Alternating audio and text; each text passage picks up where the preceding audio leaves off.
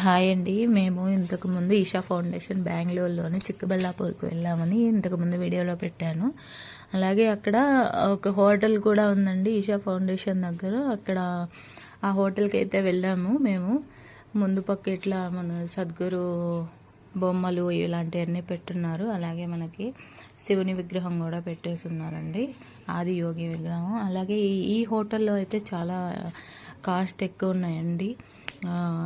మొత్తం ఇడ్లీ అన్ని రకాలు దొరుకుతాయి. ఇడ్లీ, దోశ, చపాతీ, పూరి అన్నీ దొరుకుతాయి. కానీ కొంచెం కాస్ట్ అయితే ఎక్కువ.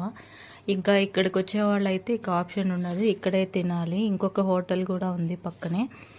ఈ 2 హోటల్స్కి వెళ్ళి తినాలండి. మనం ఏదైనా వెళ్ళేటప్పుడు ఫుడ్ అలా తీసుకొని వెళ్తే బాగుంటుంది. కార్లో అలా వెళ్తాం కాబట్టి కొంచెం ఫుడ్ తీసుకొని వెళ్తే ఇక్కడ ఖర్చుల నుంచి తప్పించుకోవచ్చు. అలాగే మేము వెళ్ళేలేకి